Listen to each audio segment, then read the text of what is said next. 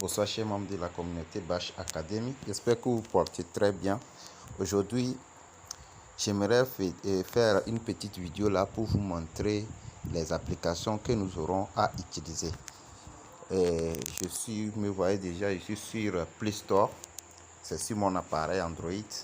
Donc, vous allez taper MT4, par exemple, vous voyez, MT4, MT5. Mais moi, je préfère MT. Je vais commencer par les MT4. Voilà. Comme je l'ai déjà installé, sinon vous devrez avoir installé ici. Donc, je l'ai déjà installé. On va aller sur ouvrir. Une fois ouvrir, ça va automatiquement vous créer un compte démo. C'est un compte de démonstration. Vous aurez un compte démo ici. Ou bien, soit vous pouvez aller sur votre plateforme de trading, c'est-à-dire votre courtier. Moi, d'habitude, j'utilise FBS. Donc, je vais dans Chrome. Je fais dans la barre de recherche. Vous allez mettre FBS. Après tout, je vais vous donner les liens.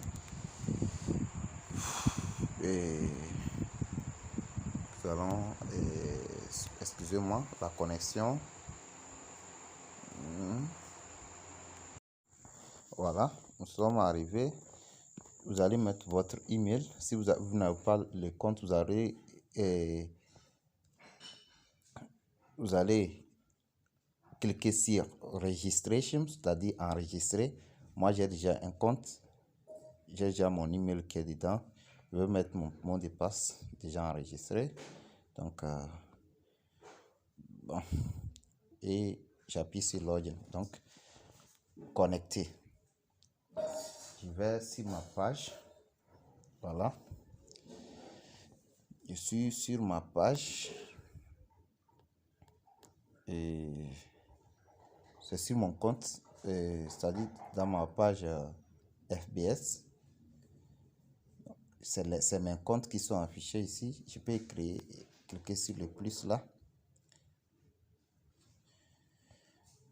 Lorsque j'appuie, la connexion est très lente.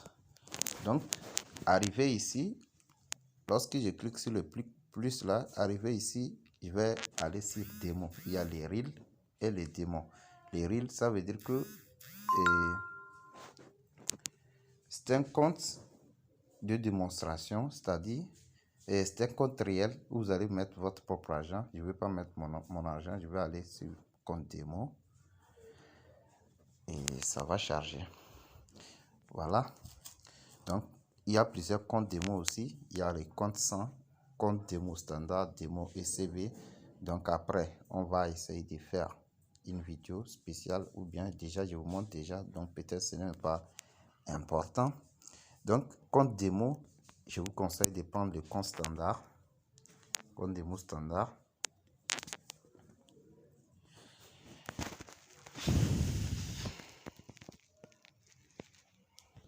Voilà. On me dit d'enregistrer. Je vais maintenant appuyer sur MT4. Ils ont déjà choisi MT5. Moi, je vais MT4. Je veux que mon compte s'affiche en USD, c'est-à-dire en dollars. Je vais prendre la somme. Je ne veux pas 1000. Je vous conseille de prendre des petites sommes, 100 voire 50. C'est-à-dire, dès que vous tradez déjà avec ces sommes, vous êtes habitué et vous n'aurez pas trop de problèmes après. Je vous conseille aussi de prendre les leviers. Commencez par prendre les leviers 50. Donc, les leviers, je prends 50 et je clique Open Account.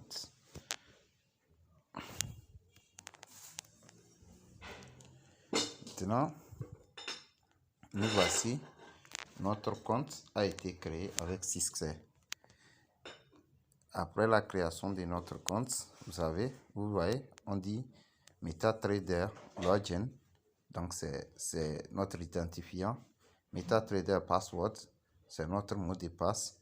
MetaTrader Server, donc c'est si la plateforme, on aura besoin du serveur là pour que la plateforme reconnaisse notre compte FPS démo, FPS-démo. Donc ça, IP autre et MT Investor, ça c'est pas trop nécessaire. Donc je vais copier ça. Première des choses à faire. Normalement, si c'est un compte réel, même si c'est un compte démo, vous devez écrire ça sur un bout de papier déposé. Je fais copie. Je vais commencer par le mot de passe. Je reviens sur mon compte. Sur MT4, j'appuie sur le plus là. Donc, vu que j'ai déjà créé les comptes démo, je ne vais pas ouvrir un compte démo, mais je vais faire se connecter à un compte existant. Maintenant, je vais ici et je mets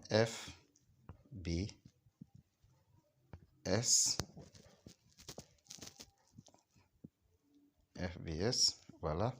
Ça affiche la suggestion et je vais appuyer sur le serveur FBS démo. Donc, j'appuie sur FBS démo. Vous voyez, c'est venu login, c'est le mot de passe que j'ai copié. Premièrement, je vais coller ça. Je retourne pour copier aussi l'identifiant. Login. Je vous reparle une fois, même si c'est un compte réel ni dépôt, même un compte réel ou un compte de démo, il faut avoir l'habitude d'écrire ça soigneusement sur un papier, c'est-à-dire dans un carnet déposé. Ok. Et je vais écrire ici. Et maintenant, je vais cliquer sur se connecter. Voilà. Voilà que vous voyez maintenant, c'est mon nom, Tchasanti Vassaru. Voilà. Et ils ont tous les détails qu'on a remplis là-bas. Il y a ça ici. Maintenant, nous avons fini avec cette interface. La première des choses à faire, c'est d'aller ici. On va cliquer à droite et nous allons voir les cotations que nous avons, les paires de devises. On a les dollars néo-zélandais contre les CAD, c'est-à-dire les dollars canadiens. Donc, il y a ID4, dollars australiens, et si je ne me trompe pas, contre les dollars canadiens. Donc, IDJPY, c'est-à-dire JPY, les yens japonais. Donc, nous avons presque les paires. Si nous voulons ajouter d'autres paires, nous appuyons sur le plus là.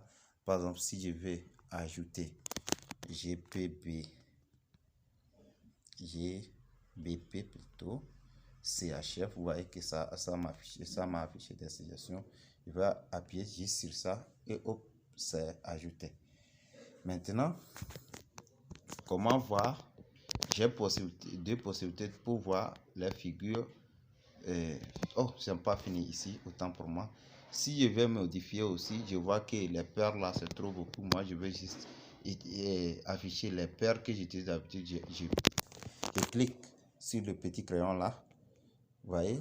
Donc, je peux effacer ou ajouter d'ici, à partir d'ici aussi, je peux ajouter ou supprimer. Donc, si je veux supprimer, j'appuie sur la corbeille là et je vais sélectionner les paires dont je ne vais pas traiter. Vous voyez? Vous voyez que ça là, il n'y a pas, on m'a pas affiché quelque chose parce que c'est ça qui est ouvert. C'est la charte, c'est la courbe qui est ouverte. Donc, ça, c'est en cours d'utilisation. Donc, c'est pourquoi ils ont refusé. Donc, après avoir coché, je vais appuyer. Vous voyez que ça s'est effacé et ça m'a laissé que j'ai vraiment 4 paires. Et c'est ça qui s'affiche ici. Après ça, je pense que le côté là est fini. Pour ouvrir la courbe, comme je vous l'ai dit, il y a des possibilités. On peut aller ici, avec les 3 barres ici, et appuyer là où on a écrit dollar et sélectionner la paire. La deuxième manière est de cliquer ici. Maintenant, cliquez sur la paire. Vous voyez que ça s'affiche nouvelle transaction. Ouvrez les graphiques, propriété du symbole, mode avancé. Donc, moi, je vais aller ouvrir les graphiques. Vous voyez que automatiquement, je suis dans les graphiques. Maintenant, comment nous allons faire? C'est-à-dire, nous pouvons personnaliser les bougies là. Soit mettre d'autres configurations. On a vu différentes figures. Par exemple, on a vu les figures linéaires, harmoniques, c'est-à-dire en barre et consort. Donc, on va là-bas. Vous avez vu, on clique sur les 3 points d'en haut là, en haut à gauche. Vous allez sur paramètres. Dans paramètres, vous allez voir, on dit alerte sonore des ordres. Donc, si je prends un ordre, vous attendez un son. Alors, si vous voulez ça, vous activez. D'habitude, moi, je ne l'aime pas. Je vais désactiver ça. Type de graphique, il y a les barres, les chandeliers japonais, les lignes. Donc, c'est en cours qui sont les lignes, les harmoniques. Donc, ça qui est en bas et les chandeliers japonais sont les bougies, c'est-à-dire les bougies japonais. Donc, moi, comme je vous l'ai dit dans la formation, j'utilise souvent les bougies japonais. Et après ça, on dit afficher les graphiques. Sur les graphiques, les prix d'ouverture, la clôture, les minimums. Donc, tout ça là, ce sont les informations nécessaires. Donc, niveau de commerce. Donc, vous allez voir ce que vous voulez que ça s'affiche sur votre courbe et vous cliquez. Ce que vous ne voulez pas, vous allez sélectionner. Maintenant, ce qui nous concerne beaucoup plus ici, c'est personnaliser les couleurs. On va appuyer sur ça. Moi, je veux que l'arrière-plan, schéma sur blanc. Ça, c'est le schéma. L'arrière-plan est blanc, ça me convient. Le premier plan est noir, c'est-à-dire ça va afficher les dates, c'est-à-dire les jours en bas et le taux de cotation de l'autre. Donc, ça va s'afficher en noir. Donc, blanc, les noirs sur les blancs, c'est très important. La grille, je peux la laisser comme ça ou bien la mettre en blanc. Donc, automatiquement, il y aura plus la grille sur c'est-à-dire si vous mettez ça en blanc, le blanc, c'est qui vous voyez que vous ne voyez plus quelque chose, donc vous n'aurez plus quelque chose là-bas. Les volumes ça, vont s'afficher en noir. La barre à la hausse, je vais afficher mes barres à la hausse en bleu. Non, c'est pas le bleu même. Donc, je prends ce bleu là. Les barres à la baisse, je vais afficher ça en rouge. Bougie à la hausse, donc en bleu. Bougie à la baisse, en rouge toujours. Graphique en ligne, donc s'il s'agit du graphique en ligne, c'est-à-dire des courbes, donc on va prendre ça, c'est-à-dire linéaire. Ligne de l'offre en bleu et de la demande ask en rouge. Donc je vais prendre ligne de bleu foncé. Et niveau des stops, c'est-à-dire les take profits, là où mon niveau de profit ou mon niveau de perte. Après avoir fini de personnaliser, vous allez cliquer sur est prêt en bas. Vous voyez, maintenant on revient au niveau ici pour appuyer. Vous voyez que nous avons une autre chose que nous avions pas le passé. Maintenant, j'espère que ce côté-là est fini. Arrivé ici, nous avons un plus. Si nous avions sur ce plus, vous voyez une barre qui sort. C'est-à-dire, par exemple, je vais mettre mon stop loss ici. La barre là va me servir à voir, c'est-à-dire c'est à quel taux de cotation. Et je vais prendre je pourrais lire facilement les choses. Vous voyez, de la même chose, donc de la même manière, comme vous le voyez. Maintenant, après ça, nous avons les petits F. Ça, ce sont les indicateurs. On ne l'a pas encore vu. On va faire ça bientôt. Donc, si vous voulez ajouter des indicateurs, nous avons déjà des indicateurs. Le rouge, la ligne en rouge là, c'est l'indicateur et le moving average, les moyens mobiles et les RSI, donc qui nous permettent de détecter la tendance et autres. Donc, après aussi, on verra tout ça là. Donc, après ça, comme je l'ai déjà dit, le petit dollar, c'est pour choisir et pour pouvoir ouvrir les graphiques. Donc, j'ai les graphiques Euro ISD 5 minutes. Je peux ouvrir GPB, YPY. Vous voyez? Ok. Ici, c'est pour voir les différents niveaux de temps, les time frames. Nous avons M1 depuis 1 minute, M5, 5 minutes, M15, 15 minutes, M30, 30 minutes, H1, H4, donc H1 déjà 1 heure, H4, 4 heures, 2, 1, une journée, W1, c'est-à-dire weekly, donc une semaine, MN, les mois, donc c'est comme ça. Et le plus là ici, c'est lorsque je vais prendre la transaction, je vais ouvrir un trade sur ce graphique. Vous voyez? Lorsque je vais ouvrir un trade en même temps avec GPB, JPY là, si je clique sur ça, vous voyez que je tombe. C'est ici, je pourrais prendre les trades. Vous voyez? Donc, je peux dire que je vais prendre un trade à la hausse. Je le prends par hasard, je n'ai pas fait aucune analyse. Donc, comme on l'a vu, vous voyez, c'est LO mini 0,01.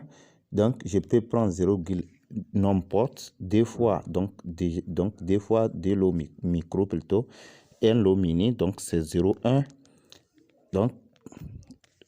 Donc, je peux prendre en fonction de mon capital. Donc, avec un $100, je vous conseille déjà de prendre 0,1. Et maintenant, si vous voyez que le marché va baisser ou s'il va baisser, on va mettre les sell. Vous pensez que ça va monter, on va mettre les buy. Donc, après notre analyse, je pense que moi, personnellement, je vais prendre un trade au hasard. Je prends les buy. Donc, ici, nous avons le niveau des stops, les stop loss, c'est-à-dire, vous voyez que votre arrêt de perte, au cas où mon analyse ne marche pas, je dois perdre combien de pips. Donc, ici, nous avons dit que les paires contenant les JPY, c'est-à-dire les yens japonais, ont pour pips à partir du deuxième chiffre après la virgule. Donc, moi, je vais mettre mes pips ici. Donc, avec 2, si je passe les deux là, ça veut dire que je prends un risque. Nous sommes à 21, 20. Donc, je prends un risque d'à peine 24 pips. Vous voyez? Il y a les spreads. Lorsque nous parlons du spread, je vais revenir là-dessus. Sur la figure, je vais vous montrer. Maintenant, nous avons mis notre stop loss. Je pense que le marché va augmenter et aller à, par exemple, 60, 49, 60. Vous voyez? Donc, ça, c'est mon arrêt de profit. Lorsque ça arrive là-bas, ça doit biter et ça va biter mon stop et mon take profit pour que ça prend les gains, même si je ne suis pas au niveau de mon graphique. Donc, j'appuie maintenant sur les buy. Voilà, mon ordre est ouvert. Et vous voyez déjà, pourquoi ici déjà négatif? Parce que c'est les spreads, c'est la commission du broker. On l'a vu.